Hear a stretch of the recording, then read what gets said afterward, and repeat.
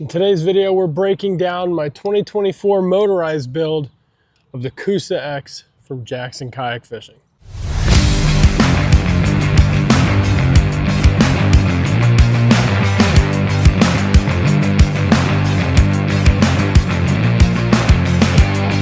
So before we get started, for those of you that are unfamiliar with the Coosa X, it is an 11'8", 36-inch wide rotomolded kayak from Jackson Kayak Fishing. Now, a lot of you associate Jackson with riverboats, but I selected this platform for the open deck and easy paddling in grass and pads alongside easy motor riggability. So let's break it down on how I have mine set up for the 2025 season. We'll start off at the stern of the kayak, and you guys can see it is equipped with the NK180 Pro from Newport Vessels. We're using Spectra cord with quick connects for our steering triangle, and we tapped into the hole here, which will show the front on how we ran our foot steering when we get to the front of the boat. Our controller, we want a quick detach in case we want to paddle, so we ran this underneath our gunnel here where we house our battery and a YakAttack black pack. The NK180 Pro is a 24-volt system, so we're running a LiTime 50 amp hour 24-volt. And I love these because it fits in the black pack nicely, and we can get two 3700s and two 3600s in the back as well if we needed to, plus one on top. As for board storage, how I'm mounting this on the tri-track that Jackson provides from the factory is with the YakAttack paddle holder, and this is going to allow us to easily lift our bump board and lock it back into place when we're in tournaments trying to submit fish. Swinging over to the other side, one of the most underrated kayak accessories in my opinion are leashes. This is a Rogue Gear Co board leash, and this is going to be attached to our carrying handle on the side, so that way if we drop our board, we're not losing it in the water. Staying hydrated is super important, so the YakAttack cup holder comboed with a Yak Gadget gear cup holder where I can put my utilities and also store drinks or spare baits. So we talked about the steering control before for our throttle for our NK.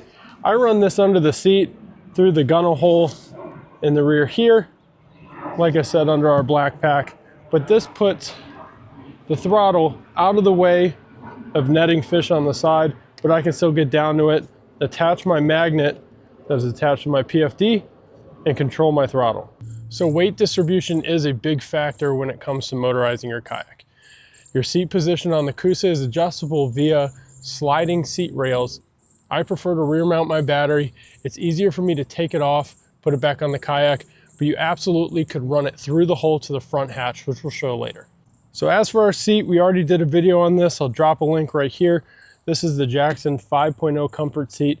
It's a little bit taller to take pain off your back and your sciatic, and this is comboed with the Jackson underseat storage bag, 4 3700 series Plano boxes for the immediate tackle I like to use on the fly.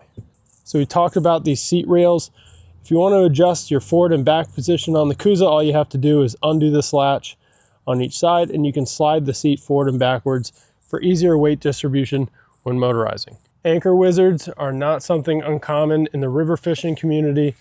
We have mounted ours here for stability and wind, and we're going to run that along the provided tri-track from Jackson Kayak into a YakAttack eyelet into the pre-tapped hole, and that's going to come out right in the front here through an eyelet into our bomb anchor. Swinging over to the other side, our paddle holder, we decided to do 4-inch extensions with 2 paddle grips, so that way it's not as easily removable when we're bumping into structure or in the pads with a lot of vegetation.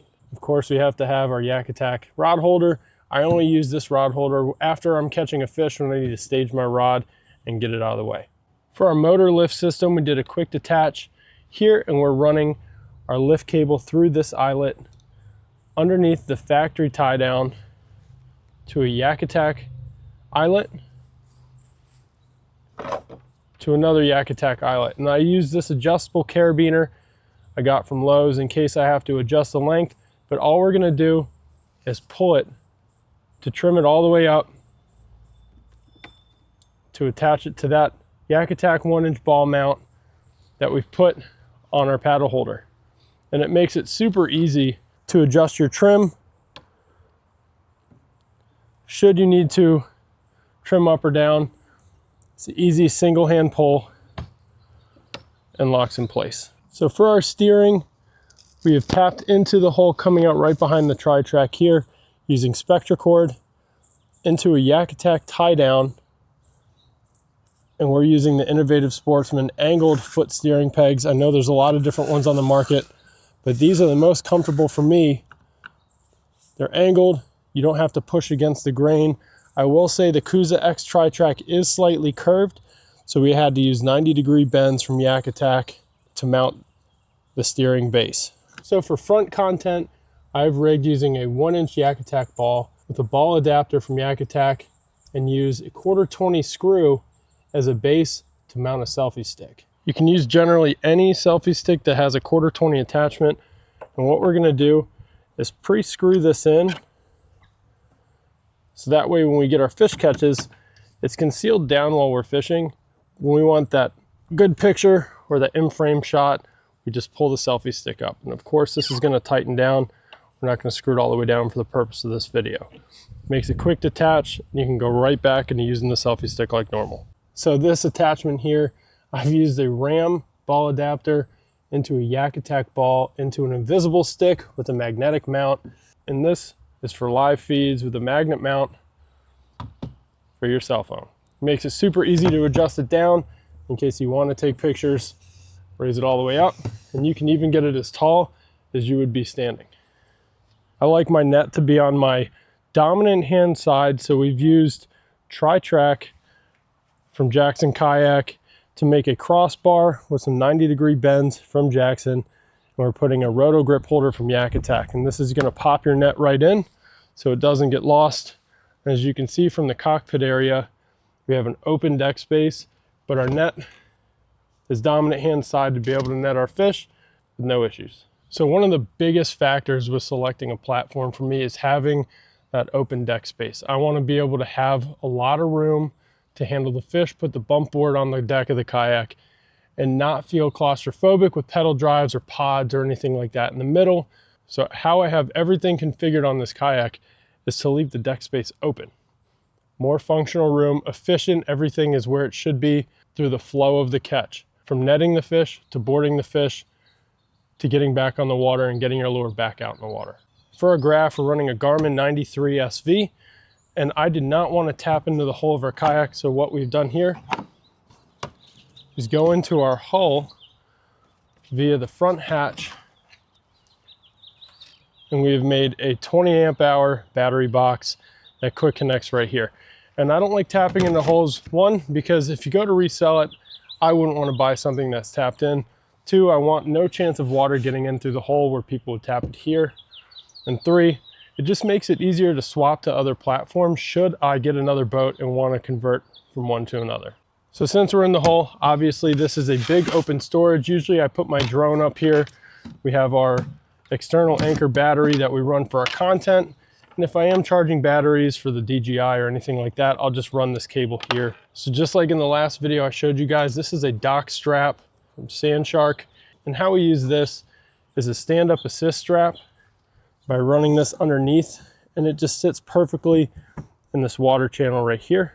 Or if I need to tie it off to a dock, it's on the front of the boat. I can pull it, tie it, and don't worry about the kayak drifting off. I've had the Coosa for about a year now, and after adjusting it for the motor about 3 or 4 times, this has been the most efficient setup that I have found for the platform, that I can still paddle it through heavy vegetation, still get really good weight distribution with how I have the battery set up, and have the most efficient deck space that I can with accessories during tournaments, handling bigger species fish, and just being more organized. Now I know there are a ton of other platforms on the market that are pre-rigged for motoring, but in my opinion, the Coosa X is one of the most diverse, underrated boats on the market. That's why I've chosen it as my base platform, both for motorizing and when I want to paddle on a river or in small ponds. If you guys are interested in the Coosa X, or if you already have one and you want to check out accessories, make sure you hit up jacksonkayak.com or check out your local Jackson dealer and demo the kayak before you purchase. And make sure you guys stay tuned for the next video talking about our top budget accessories for all kayakers. Hope you guys enjoyed, hope you guys learned something, and see you on the next one.